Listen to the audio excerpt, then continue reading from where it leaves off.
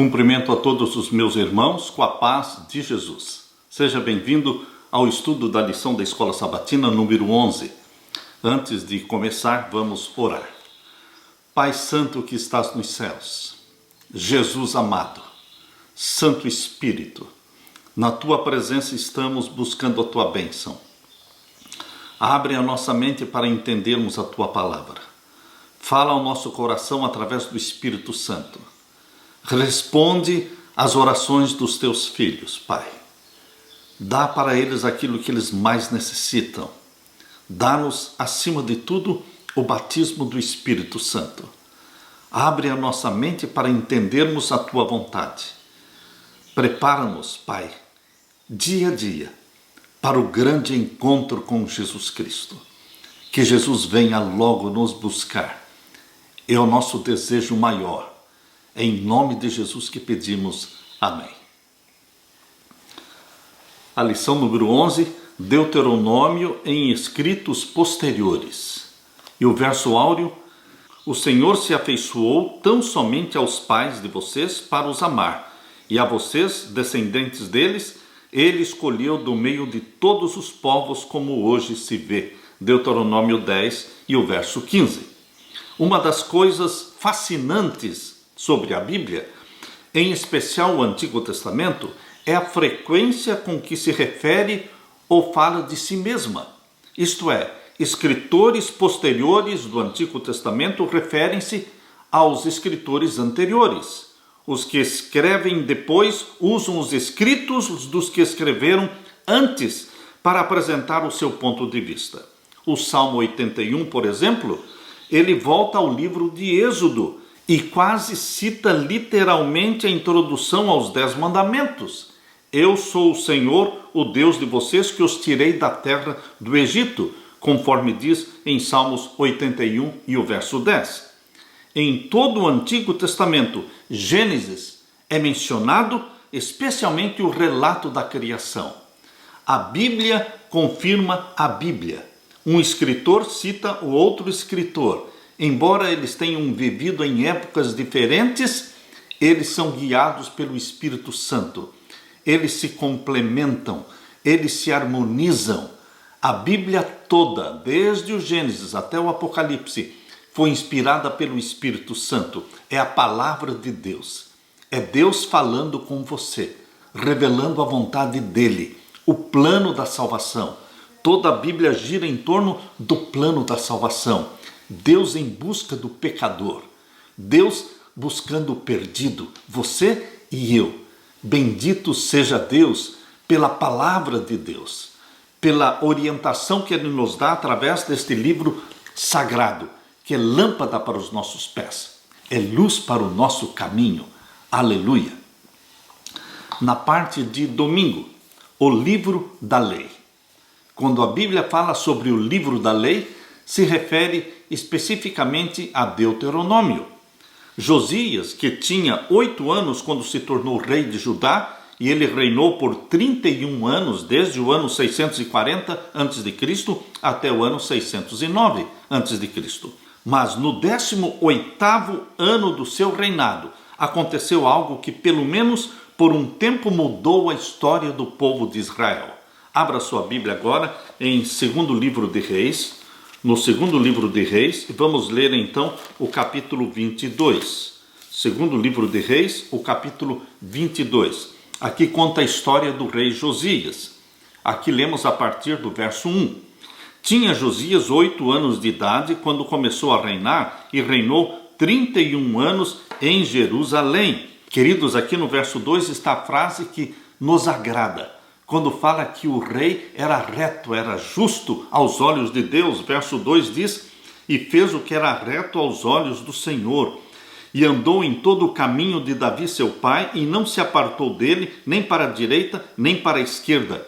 Sucedeu, pois, que, no ano 18º do rei Josias, o rei mandou o escrivão Safã, filho de Azalias, filho de Mesulão, à casa do Senhor, dizendo: sobe a Ilquias, o sumo sacerdote, para que tome o dinheiro que se trouxe à casa do Senhor, o qual os guardas do umbral da porta juntaram do povo. e que o deem na mão dos que têm o cargo da obra e estão encarregados da casa do Senhor, para que o deem àqueles que fazem a obra que há na casa do Senhor, para repararem as fendas da casa. A casa de Deus estava abandonada, estava se deteriorando, e agora a reforma feita pelo rei Josias começou com a reparação do templo. E o verso 6 diz: aos carpinteiros e aos edificadores e aos pedreiros, e para comprar madeira e pedras lavradas para repararem a casa. Porém, com eles se não fez conta do dinheiro que se lhes entregara nas suas mãos, porquanto obravam com fidelidade.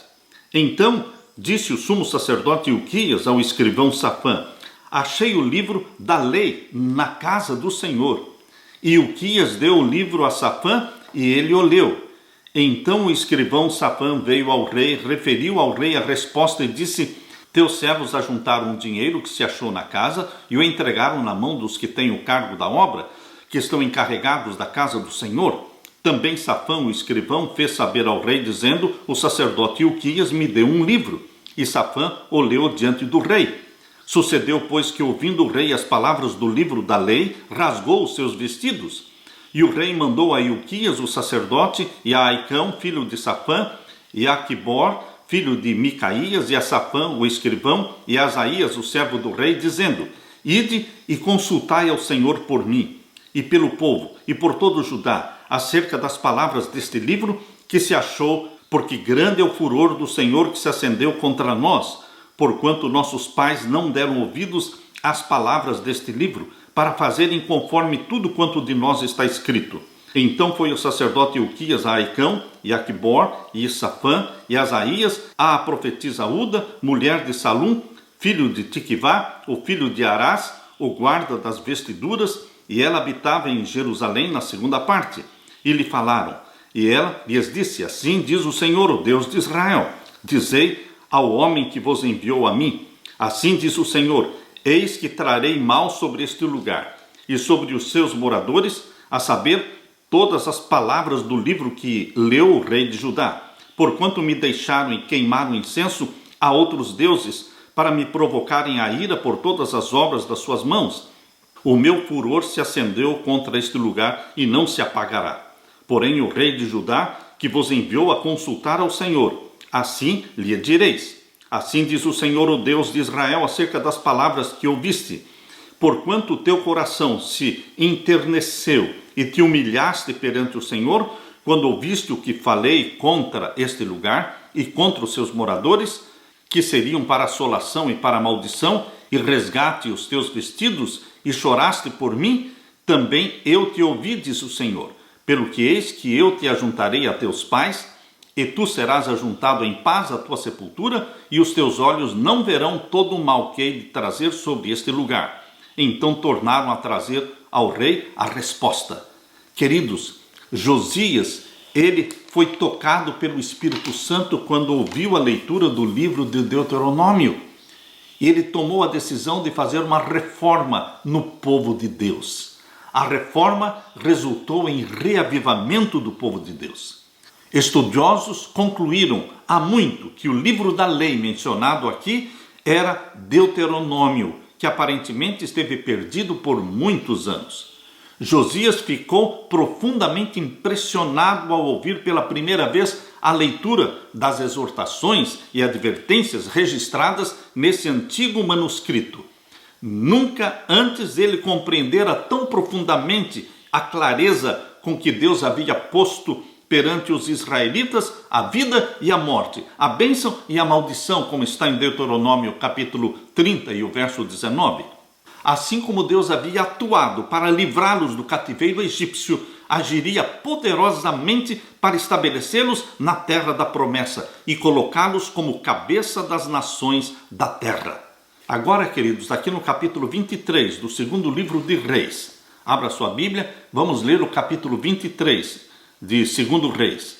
Aqui nós lemos: então o rei ordenou, e todos os anciãos de Judá e de Jerusalém se ajuntaram a ele, e o rei subiu à casa do Senhor, e com ele todos os homens de Judá e todos os moradores de Jerusalém, e os sacerdotes e os profetas e todo o povo, desde o mais pequeno até ao maior. e leu aos ouvidos deles todas as palavras do livro do concerto que se achou na casa do Senhor. E o rei se pôs em pé junto à coluna e fez o concerto perante o Senhor, para andarem com o Senhor e guardarem os seus mandamentos e os seus testemunhos e os seus estatutos com todo o coração e com toda a alma, confirmando as palavras deste concerto que estavam escritas naquele livro, e todo o povo esteve por este concerto. E o rei mandou ao sumo sacerdote Ilquias e aos sacerdotes da segunda ordem e aos guardas do umbral da porta que se tirassem do templo do Senhor todos os vasos que se tinham feito para Baal. Reforma. Deus exige reforma no povo de Deus naquele tempo e hoje precisa haver reforma. Existem muitos ídolos, existem muitas coisas de Satanás dentro da casa dos filhos de Deus, dentro das igrejas. Deus quer que se remova tudo aquilo que diz respeito à adoração a Baal, e para o bosque e para todo o exército dos céus, e os queimou fora de Jerusalém. Houve uma limpa. Josias fez uma limpa, retirou os ídolos de Baal do templo, do bosque, e os queimou fora de Jerusalém, nos campos de Cedron, e levou as cinzas deles a Betel. Verso 5.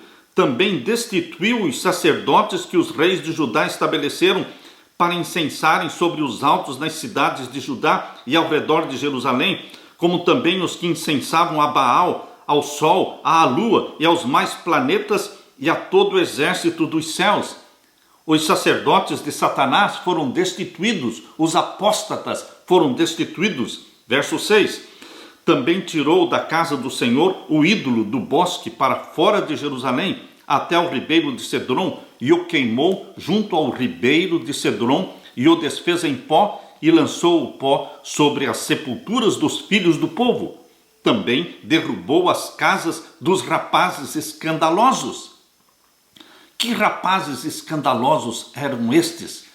Homens promíscuos, homens imorais, que tinham sua casa dentro da casa do Senhor. Estavam morando dentro da casa do Senhor, rapazes, jovens escandalosos. Também derribou as casas dos rapazes escandalosos que estavam na casa do Senhor, em que as mulheres teciam casinhas para o ídolo do bosque. Tudo isto Josias fez, uma reforma total. Deus exige também hoje, no meio de Laodiceia, uma reforma. A igreja está muito inclinada para o mundo. A igreja está possuída pela mornidão. A mornidão é compromisso com o mundo. Queridos, o povo de Deus hoje está vivendo um estilo de vida muito semelhante ao mundo. Comem como o mundo, se vestem como o mundo, assistem os filmes como o mundo e também, queridos, ouvem as mesmas músicas que o mundo ouve. Deus quer uma reforma total na forma de pensar, de agir, de falar, de vestir, de comer, de beber. Reforma que vai resultar em reavivamento. Também Josias diz aqui em 2 Reis capítulo 23, verso 10, também profanou a Tofete, que está no vale dos filhos de Inom, para que ninguém fizesse passar o seu filho ou sua filha pelo fogo a Moloque. O povo de Deus oferecia seus próprios filhos em sacrifício ao deus Moloque, ou seja, a Satanás. Queridos, isso era feito no meio do povo de Deus, uma apostasia total.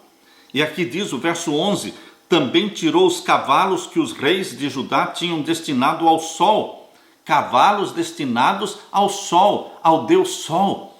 O Deus Sol, tão adorado naquele tempo, é o mesmo Deus Sol que está sendo adorado hoje. Queridos, Sunday, dia do sol, no Vaticano tudo gira em torno da adoração ao sol. O obelisco que está na frente da Basílica de São Pedro é adoração ao sol, representa o deus Osíris, o deus egípcio, Deus Sol. Queridos, nós vemos o obelisco espalhado pelo mundo todo. Satanás está sendo adorado hoje tanto quanto naquele tempo. E a imposição dominical, da lei dominical, vai somente confirmar a adoração a Satanás através da santificação do domingo no lugar do sábado. Aqui diz o verso 11, segundo Reis capítulo 23, verso 11, também tirou os cavalos que os reis de Judá tinham destinado ao sol, à entrada da casa do Senhor, perto da câmara de Natã, Meleque, o eunuco, que estava no recinto, e os carros do sol queimou a fogo. Queridos, a reforma promovida por Josias não foi somente em palavras, ela resultou em ações. Ele queimou os ídolos, ele queimou o carro do sol a fogo. Também o rei derrubou os altares que estavam sobre o terraço do cenáculo de Acás, os quais fizeram os reis de Judá, como também o rei derribou os altares que fizera Manassés nos 2 átrios da casa do Senhor, e esmigalhados os tirou dali e lançou o pó deles no ribeiro de Cedron. O rei profanou também os altos que estavam defronte de Jerusalém, à mão direita do monte de Mazite, os quais edificara Salomão, rei de Israel. Quase que todos os reis que vieram antes de Josias, eles profanaram o templo, eles apostataram o povo, eles construíram templos, como fez Salomão, templos aos deuses pagãos. Aqui diz Astarote, abominação dos sidônios, e a Quemós, abominação dos moabitas, e a Milcom, abominação dos filhos de Amon. Semelhantemente, verso 14, Josias quebrou as estátuas e cortou os bosques e encheu o seu lugar com ossos de homens. Isso foi realmente uma reforma. Queridos, Deus espera ver no meio do seu povo hoje a mesma reforma. No capítulo 23 de 2 Reis, você pode ver com que seriedade o rei Josias procurou guardar os mandamentos de Deus, os seus testemunhos, os seus estatutos, de todo o coração e de toda a alma. E essa reforma incluiu uma purificação e limpeza de todas as abominações que se viam na terra de Judá e em Jerusalém, para cumprir as palavras da lei que estavam escritas no livro que o sacerdote Ilquias havia achado na casa do Senhor. Deuteronômio apresenta advertências contra as práticas das nações vizinhas, as ações de Josias, incluindo a execução dos sacerdotes idólatras. Assim como naquela vez, Elias também matou os sacerdotes de Baal.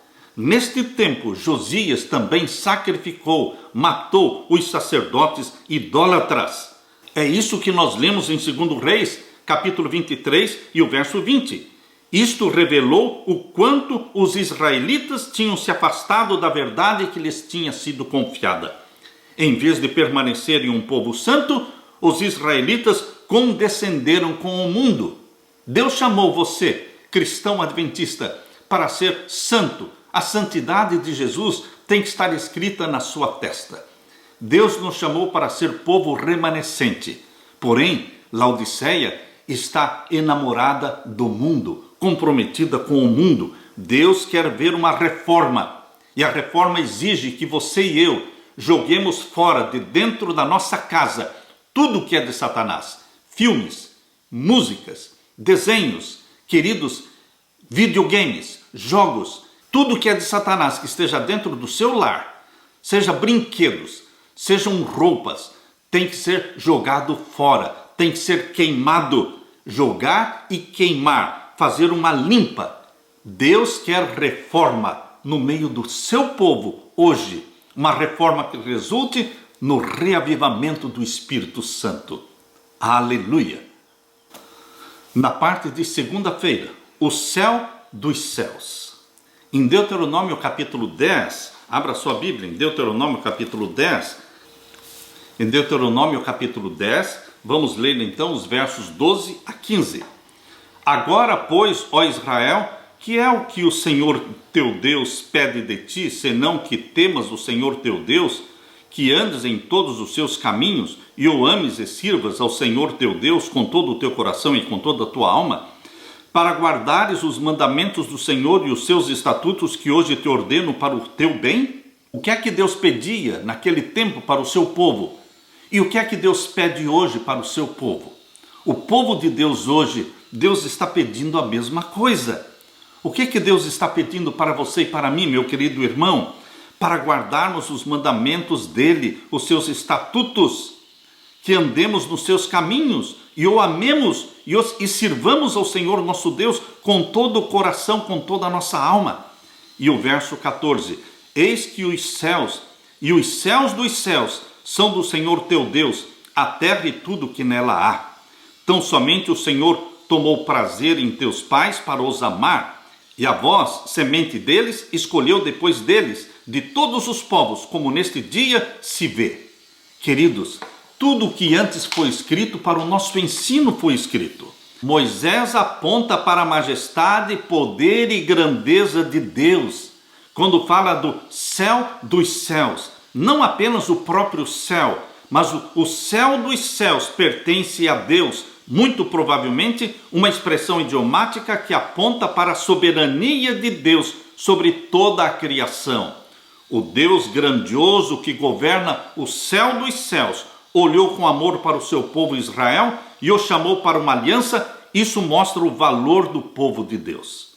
Queridos, vamos abrir a Bíblia agora em 1 Reis, capítulo 8 e o verso 27. Primeiro livro de Reis, capítulo 8 e o verso 27.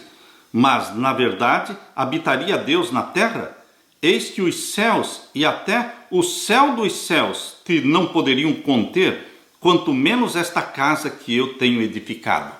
Os céus dos céus é uma expressão usada para mostrar a soberania de Deus. E aqui diz também em Neemias, capítulo 9, o verso 6. Abra sua Bíblia em Neemias, capítulo 9 e o verso 6.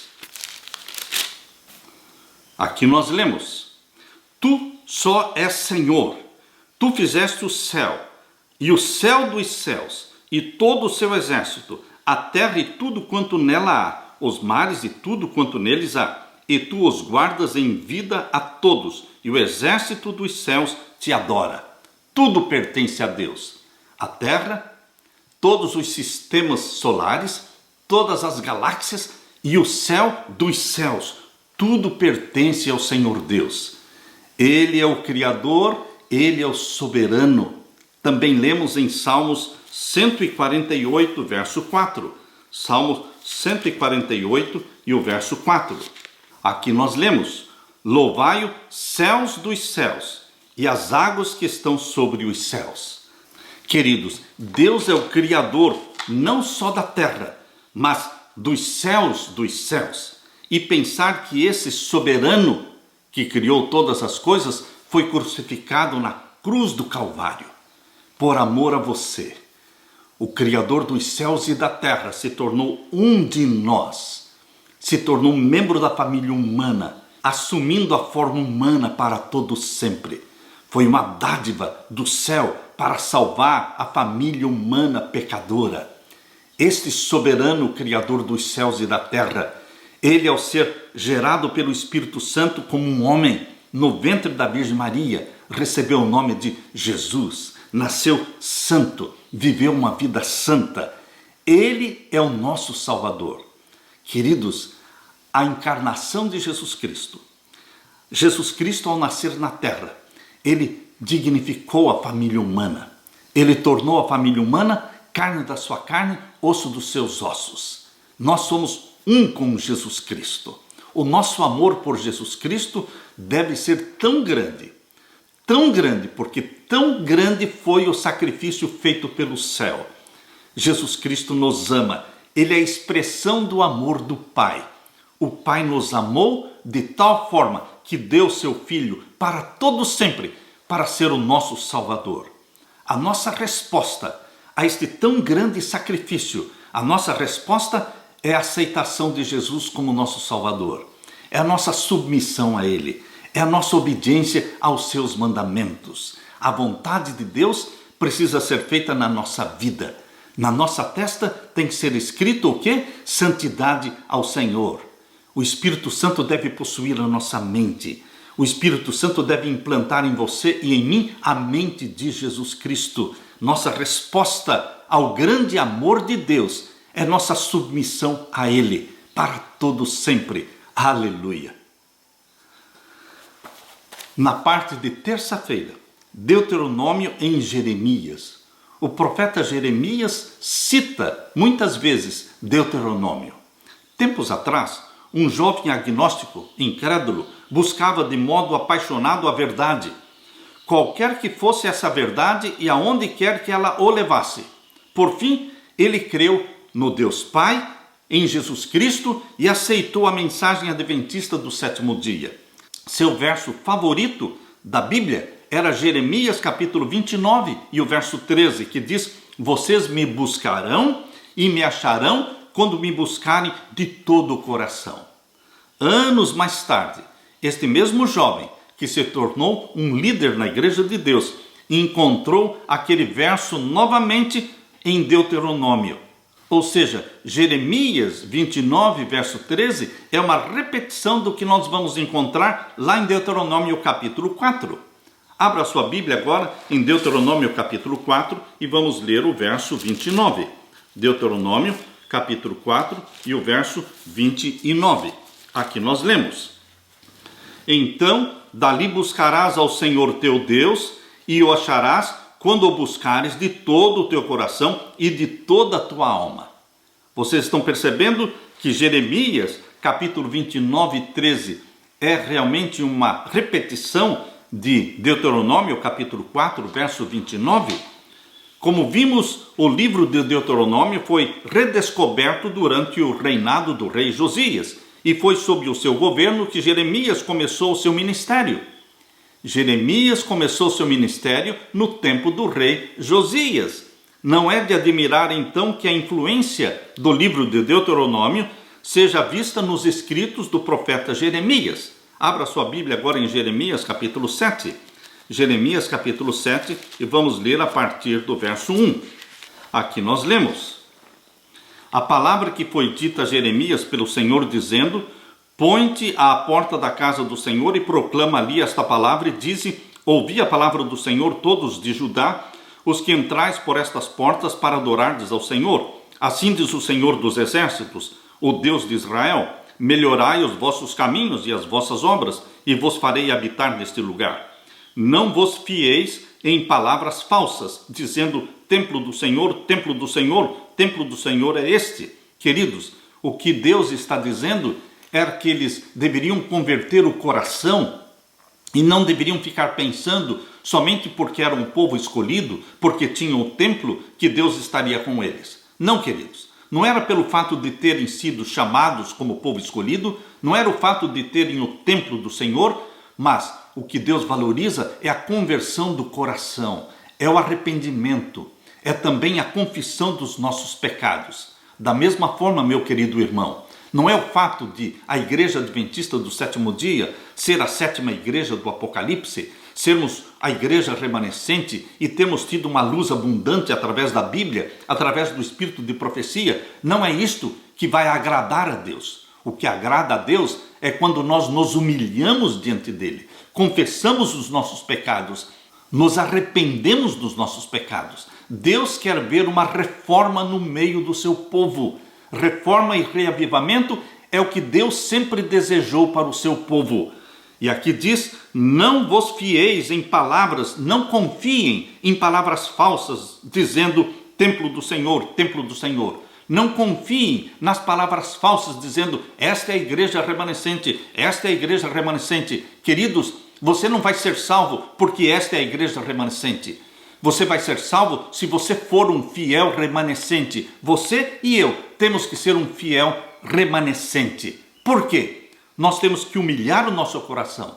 Nós temos que realizar uma reforma dentro da nossa casa, dentro dos quartos dos nossos filhos, removendo tudo que é de Satanás, fotografias de artistas, de ídolos, games, jogos. Queridos, temos que remover dos quartos, das salas, da nossa casa, da nossa cozinha, tudo que diz respeito ao mundo. E temos que queimar tudo, lançar fora tudo e consagrar nossa casa, nossos quartos, nossa cozinha, nosso fogão, nossa geladeira.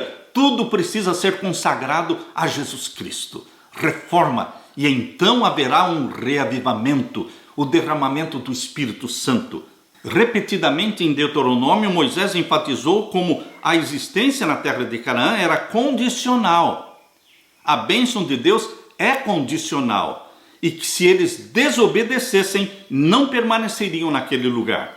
A obediência a Deus incluía também como eles deveriam tratar os estrangeiros, os órfãos, as viúvas, o que remonta diretamente a Deuteronômio e a alguma das estipulações da aliança que lhes cabiam seguir. Diz em Deuteronômio capítulo 24 e o verso 17: não pervertam o direito dos estrangeiros, do órfão, nem tomem em penhor a roupa da viúva. Queridos, a reforma inclui o tratamento de amor, de caridade, de benevolência com os pobres, com as viúvas, com os necessitados. Deus quer ações de caridade. Deus quer uma reforma, não somente de palavras, mas de ações, de vida, um estilo de vida santo. Santidade ao Senhor é o que Deus quer que você seja. Que nós sejamos santos, em nome de Jesus Cristo. Porque Deus diz: sede santos porque eu sou santo. Aleluia. Na parte de quarta-feira, o que o Senhor pede? O que é que o Senhor pede? O que é que Deus pediu naquele tempo? E o que Deus pede hoje? O livro de Deuteronômio descreve a reafirmação da aliança de Deus com Israel. Após 40 anos, o Senhor estava prestes a cumprir, ou começar a cumprir, mais uma das suas promessas da aliança, sua parte do acordo. Moisés os advertiu que cumprissem sua parte também. A aliança tem a parte de Deus e tem a nossa parte. Muitos dos escritos dos profetas são basicamente apelos para que o povo cumpra sua parte na aliança. Vamos ler agora Miqueias capítulo 6 e os versos 4 a 8. Miqueias capítulo 6 e os versos 4 a 8. Aqui nós lemos: certamente te fiz subir da terra do Egito e da casa da servidão te remi, e pus diante de ti a Moisés, Arão e Miriam, povo meu. Ora, lembra-te da consulta de Balaque, rei de Moabe, e do que lhe respondeu Balaão, filho de Beor, desde Sitim até Gilgal, para que conheças as justiças do Senhor. Deus sempre estava refrescando a memória do seu povo. Lembrem-se disso, lembrem-se daquilo. Como eu fiz isso, como eu fiz aquilo. Vocês sabem que eu sou Deus. E o verso 6: com que me apresentarei ao Senhor e me inclinarei ante o Deus Altíssimo? Virei perante ele com holocaustos, com bezerros de 1 ano? Agradar-se-á ao Senhor de milhares de carneiros, de 10.000 ribeiros de azeite? Darei o meu primogênito pela minha transgressão, o fruto do meu ventre pelo pecado da minha alma? Queridos, o que Deus mais quer não são sacrifícios. Deus quer entrega do coração. Diz o verso 8: ele te declarou, ó homem, o que é bom. E o que é que o Senhor pede de ti, senão que pratiques a justiça? O que mais? Que ames a beneficência, seja caridoso e andes humildemente com o teu Deus. É isso que Deus queria, é isso que Deus quer, meu querido irmão. Que nós o quê? Pratiquemos a justiça, que nós amemos a beneficência, que nós andemos humildemente com o nosso Deus. É isto que agrada ao nosso Deus. Aqui em Miqueias capítulo 6, verso 8, nós estamos vendo a mesma linguagem de Deuteronômio capítulo 10. Deuteronômio capítulo 10, versos 12 e 13. Aqui nós vemos Miqueias capítulo 6, verso 8, repetindo as palavras que estão em Deuteronômio capítulo 10, versos 12 e 13. Aqui lemos, perceba a semelhança das palavras. Agora, pois, ó Israel, que é o que o Senhor teu Deus pede de ti, senão que temas ao Senhor teu Deus, que andes em todos os seus caminhos e o ames e sirvas ao Senhor teu Deus com todo o teu coração e com toda a tua alma, para guardares os mandamentos do Senhor e os seus estatutos que hoje te ordeno para o teu bem. O que nós vemos na Bíblia é um profeta confirmando outro profeta. O Espírito Santo falou através de Moisés em Deuteronômio, o Espírito Santo falou através de Jeremias, o Espírito Santo falou através de Miqueias. Seja qual for a aparência externa de religião e piedade, sacrifícios de animais, milhares de carneiros, não é isso que constitui a relação de aliança de Israel com Deus. De que adianta a piedade exterior se, por exemplo, cobiçavam campos e se apossavam deles, cobiçavam casas e as tomavam, e assim faziam violência a um homem e a sua casa, a uma pessoa e a sua herança. Porque Miqueias capítulo 2, verso 2, fala exatamente desta violência de se apossar da casa, do campo, dos outros, violentamente. Israel deveria ser luz para o mundo. Sobre eles as nações diriam maravilhadas: de fato, este grande povo é gente sábia e inteligente. Deuteronômio capítulo 4, verso 6. Queridos, o que o Senhor pedia de Israel naquele tempo é o mesmo que Deus pede de você, cristão, hoje. Que você, não somente com palavras, mas com vida santa, com caridade, com benevolência, com amabilidade, nós sejamos representantes de Deus na terra. Que as pessoas vejam que você é um representante de Jesus Cristo. Que você ama as pessoas como Jesus amava. Que você trata as pessoas como Jesus tratava. O povo remanescente de Deus hoje tem a mesma missão. E é somente pelo poder do Espírito Santo que em nós habita que nós podemos cumprir com esta missão dada por Deus. Representá-lo diante do mundo. Atrair as pessoas para Jesus Cristo. Que você seja o rosto de Jesus Cristo. Que as suas mãos sejam as mãos de Jesus Cristo, estendidas para o pobre, para a viúva, para o órfão. Aleluia! Na parte de quinta-feira, a oração de Daniel.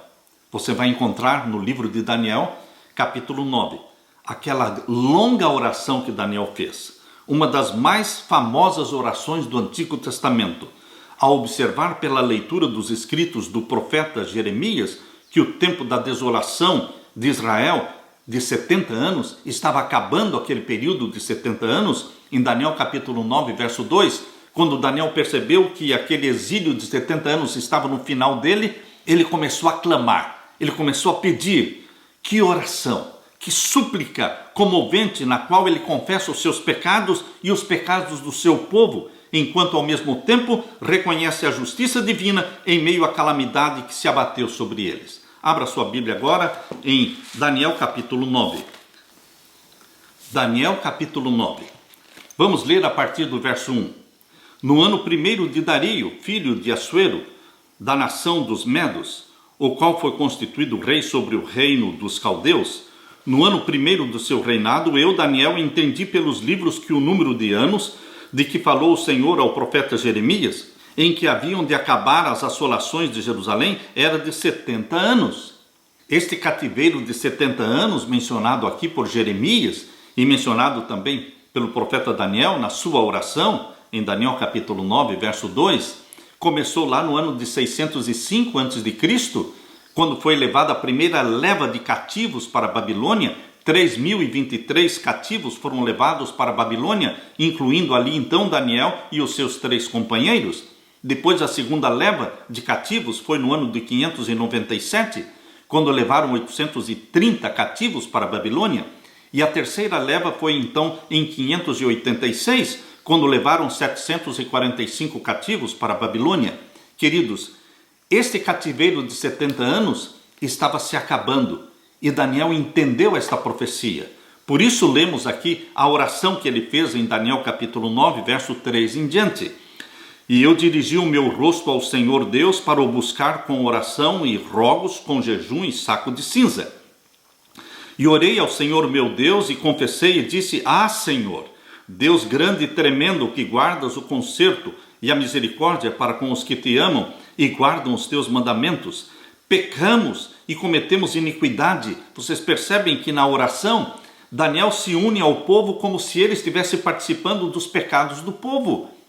Embora Daniel vivesse uma vida justa e fiel a Deus, ele se inclui no meio do povo dizendo: pecamos e cometemos iniquidade e procedemos impiamente e fomos rebeldes, apartando-nos dos teus mandamentos e dos teus juízos, e não demos ouvidos aos teus servos, os profetas, que em teu nome falaram aos nossos reis, nossos príncipes e nossos pais, como também a todo o povo da terra.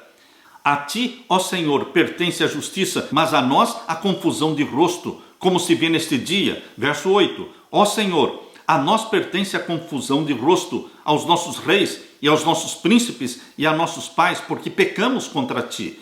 Verso 9, ao Senhor nosso Deus pertence a misericórdia e o perdão, pois nós rebelamos contra ele. Verso 11, sim, todo Israel transgrediu a tua lei, desviando-se para não obedecer à tua voz.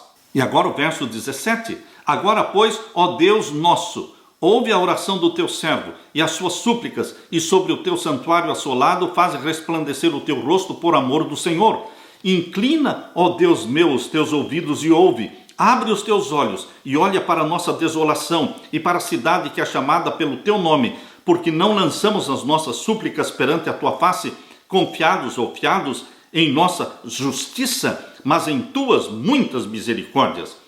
Verso 19, ó Senhor, ouve, ó Senhor, perdoa, ó Senhor, atende-nos e opera sem tardar, por amor de ti mesmo, ó Deus meu, porque a tua cidade e o teu povo se chamam pelo teu nome.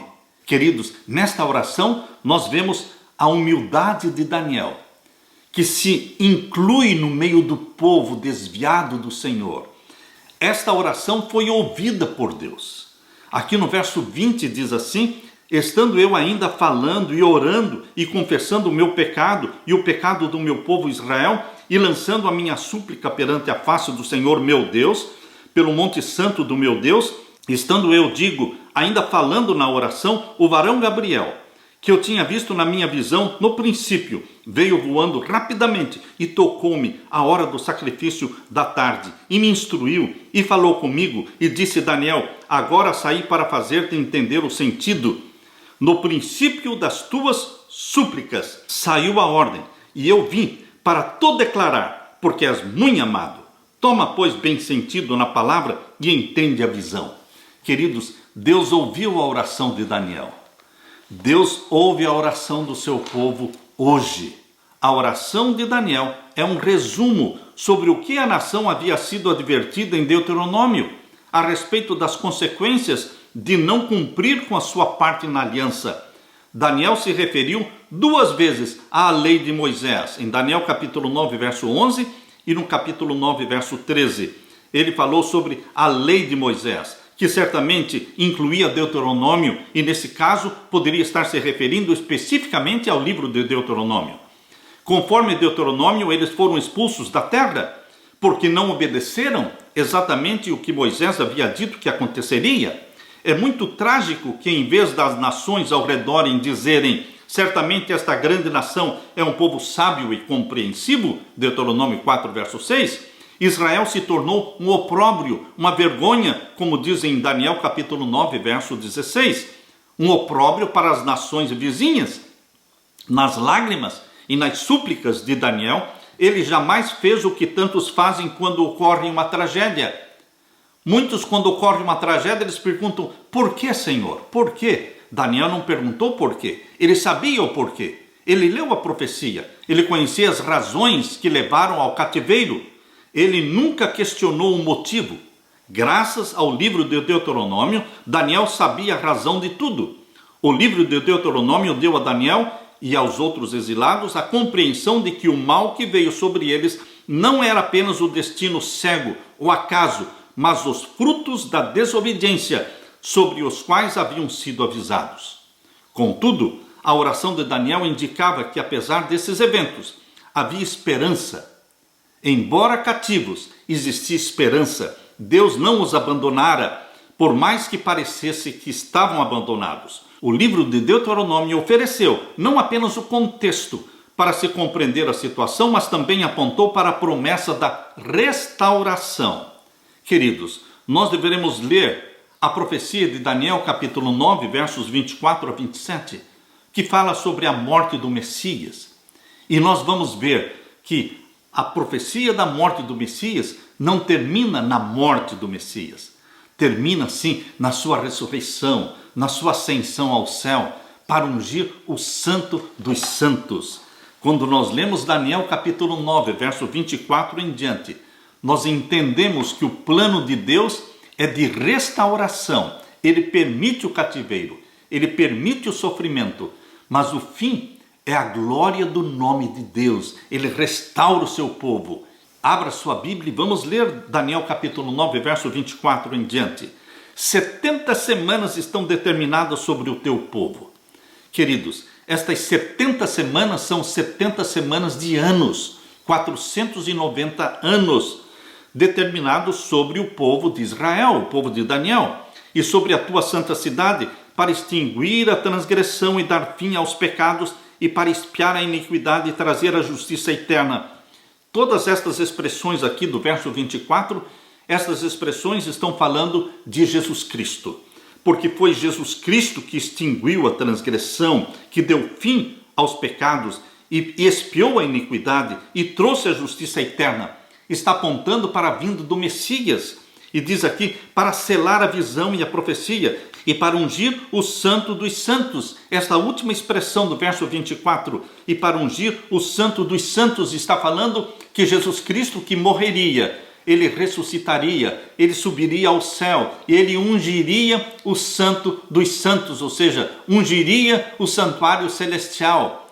Cristo Jesus ressuscitou no dia 16 de Nisan, morreu no dia 14 de Nisan do ano 31, e queridos, ressuscitou no dia 16, o dia das primícias, ressuscitou com ele uma multidão de santos glorificados, ele subiu ao céu, e 50 dias após a ressurreição de Jesus, ele foi entronizado no santuário celestial, ele ungiu o santuário celestial, ele ungiu o lugar santo, ele ungiu o Santíssimo, cumprindo esta profecia das 70 semanas, a última parte da profecia das 70 semanas, capítulo 9, verso 24, fala que Jesus Cristo ungiria o santo dos santos.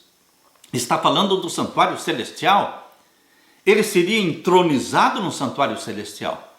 É ali no santuário celestial que ele exerceria o seu ministério de mediador nosso, como advogado nosso.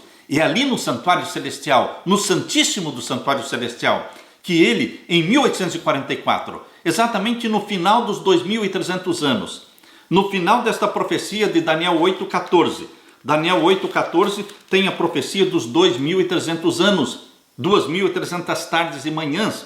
Aqui diz Daniel 8,14, e ele me disse, até 2.300 tardes e manhãs e o santuário será purificado.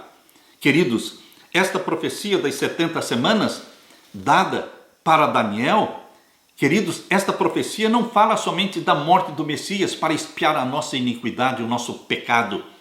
Fala que ele ressuscitaria, que ele subiria ao céu, que ele inauguraria o santuário celestial, que ele exerceria o seu ministério ali no lugar santo, mas também entraria no Santíssimo, no Santo dos Santos, no final das 2.300 tardes e manhãs, 2.300 anos, que começaram em 457 antes de Cristo e terminaram em 1844 depois de Cristo. Em 1844, Jesus iniciou o juízo celestial no Santíssimo do Santuário Celestial. É ali que ele oficia o seu ministério como juiz e como advogado. Não deixou de interceder, não deixou de ser nosso mediador e advogado, mas ele adicionou mais uma função, a de juiz do julgamento celestial, cumprindo a profecia de Apocalipse 14, versos 6 e 7, temei a Deus e dai-lhe glória, porque vinda é a hora do seu juízo. Este juízo celestial iniciou em 1844, no final dos 2.300 anos. Queridos, esta profecia de Daniel capítulo 9, verso 24, de 70 semanas, 490 anos, esta profecia representa a primeira parte dos 2.300 anos. Deus pegou a profecia de 2.300 anos, de Daniel 8,14, e separou-a em duas partes. A primeira parte de 490 anos e a última parte de 1.810 anos. Quando você soma 1.810 e 490, nós temos então 2.300 anos. Esta profecia começou com a ordem para restaurar Jerusalém, em 457 a.C., exatamente como está aqui em Daniel capítulo 9, verso 25. Sabe e entende, desde a saída da ordem para restaurar e para edificar Jerusalém, até o Messias, o príncipe, 7 semanas e 62 semanas. 69 semanas, ou seja, 483 anos, seria desde o início da reconstrução de Jerusalém até o batismo de Jesus, quando Jesus Cristo foi reconhecido como o Messias, ele foi ungido pelo Espírito Santo no batismo, quando o Espírito Santo desceu em forma corpórea de uma pomba sobre Jesus, e a voz do Pai foi ouvida dizendo: esse é o meu Filho amado em quem me comprazo. Queridos, 483 anos foram desde o início da reconstrução de Jerusalém, conforme diz aqui em Daniel 9, 25, sabe e entende, desde a saída da ordem para restaurar e para edificar Jerusalém, até o Messias, ou seja, até o ungido. O batismo de Jesus foi o momento da unção dele. O príncipe, 7 semanas e 62 semanas, ou seja, 69 semanas vezes 7 são 483 dias. Mas esses dias são proféticos, anos, são 483 anos. Quando você faz o cálculo de 457 a.C. até o batismo de Jesus, que foi no ano 27, você percebe que existem 483 anos. E queridos, com o batismo de Jesus, iniciou o ministério de Jesus. O ministério de Jesus duraria 3 anos e meio. E queridos, se ele foi batizado no ano 27, então ele morreu no ano 31, o ano da morte do nosso Senhor Jesus Cristo. Mas, para completar os 490 anos das 70 semanas, faltavam ainda 3 anos e meio. Do ano 31, nós temos mais 3 anos e meio que nos levam até o ano 34. O ano 34 foi o ano da morte de Estevão, o primeiro mártir cristão. Foi o ano da conversão do apóstolo Paulo. Foi ali que ele se converteu, vendo e assistindo o apedrejamento de Estevão.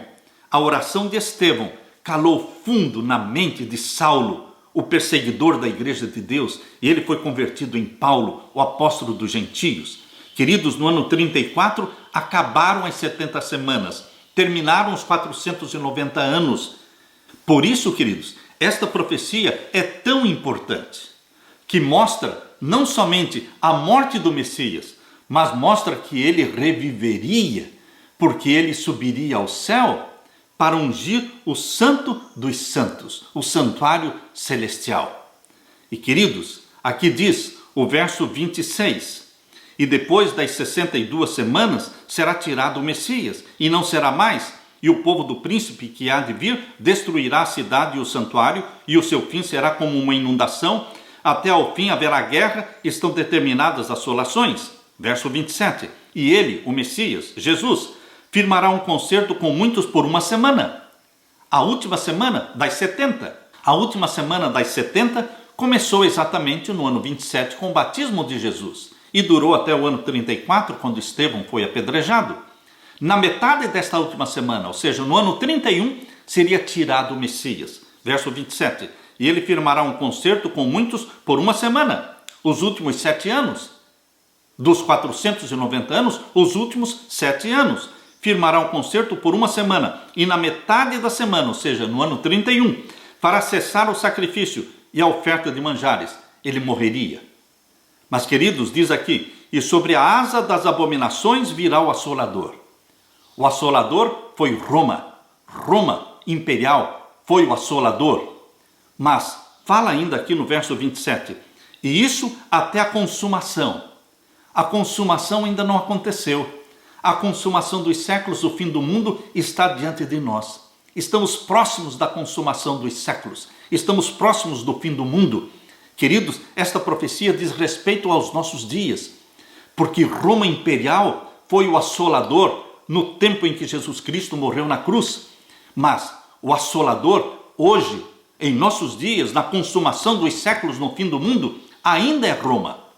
Naquele tempo era Roma imperial, mas hoje é Roma papal. Roma sempre é o assolador, e isso até a consumação, diz aqui. E o que está determinado será derramado sobre o assolador. Roma papal hoje é o assolador, o perseguidor do povo de Deus, aquele que anula a lei de Deus na face da terra, aquele que institui o domingo no lugar do sábado. Queridos, o assolador sofrerá suas penas. Apocalipse capítulo 17 diz que o assolador, que hoje é Roma papal, vai sofrer a pena. Abra sua Bíblia em Apocalipse capítulo 17. Apocalipse capítulo 17, aqui nós lemos. Vamos ler o verso 12 em diante. Verso 12 em diante. E os 10 chifres que viste são os 10 reis, que ainda não receberam um reino, mas receberão poder como reis por uma hora juntamente com a besta. A besta mencionada em Apocalipse 13, a besta que subiu do mar, é o papado. É a mesma besta mencionada aqui em Apocalipse 17, verso 12, o poder papal, que vai receber o poder dos 10 reis. Os 10 reis, 10 líderes das nações modernas, 10 nações modernas que estão se formando no mundo hoje, esses 10 blocos, esses 10 reinos modernos, tem 10 líderes que se submeterão ao papado, à besta que subiu do mar. E o papado vai dominar sobre tudo e sobre todos. Mas, queridos, este é o assolador do tempo do fim, da consumação dos séculos. Roma imperial era o assolador quando Jesus Cristo morreu na cruz. Roma papal é o assolador agora na consumação dos séculos. Mas o assolador será castigado. Diz aqui o capítulo 17, verso 14. Estes combaterão contra o cordeiro, e o cordeiro os vencerá. O assolador não é o vencedor. O vencedor é Jesus Cristo. Aquele que foi crucificado na cruz, ele ressuscitou, subiu ao céu, e ele vai voltar para buscar o seu povo escolhido, aqueles comprados pelo seu sangue, ele voltará para buscá-los. E estes combaterão contra o cordeiro, e o cordeiro os vencerá, porque é o Senhor dos senhores e o Rei dos reis, e vencerão os que estão com ele, chamados eleitos e fiéis. E aqui diz o verso 16, e os 10 chifres que viste na besta são os que aborrecerão a prostituta, os mesmos 10 reis, 10 líderes mundiais, que se submetem e dão poder ao papado para que reine sobre tudo e sobre todos durante a nova ordem mundial. Estes mesmos líderes políticos, eles vão se revoltar contra o papado, vão se levantar contra o papado, é o que está falando aqui o verso 16. E os 10 chifres que viste na besta são os que aborrecerão a prostituta, ou seja, o papado, e a porão desolada e nua, e comerão a sua carne e a queimarão no fogo. Queridos, a nova ordem mundial, esse período de supremacia papal, a última supremacia papal, esse período vai durar pouco. Conforme diz em Apocalipse 13, verso 5, será somente de 3 anos e meio, literais, 42 meses. Aqui diz o verso 17, porque Deus tem posto em seus corações, no coração desses 10 líderes mundiais, que cumpram o seu intento e tenham uma mesma ideia e deem à besta, ou seja, ao poder papal, o seu reino, até que se cumpram as palavras de Deus. Quando é que vai se cumprir a palavra de Deus? No final dos 42 meses. Roma papal será derrubada. Queridos, o assolador no tempo da morte de Jesus Cristo era Roma imperial, mas o assolador hoje, na consumação dos séculos, é Roma papal. Mas vencerão os que estão não com o assolador, vencerão aqueles que estão com Jesus Cristo, o Cordeiro. Esta é a promessa que está aqui em Apocalipse 17, verso 14. Estes combaterão contra o Cordeiro, e o Cordeiro os vencerá. Aleluia! Porque é o Senhor dos senhores, é o Rei dos reis. Vencerão os que estão com ele. Você está com ele. Eu estou com o Cordeiro. Nós somos chamados eleitos e fiéis e venceremos com Jesus Cristo. Alegre-se com esta bendita promessa, com esta bendita esperança. Que Deus derrame sobre você o Espírito Santo. É em nome de Jesus que eu peço. É em nome de Jesus que eu oro. Deixo com você a paz de meu Jesus. Esta é a minha oração. Amém.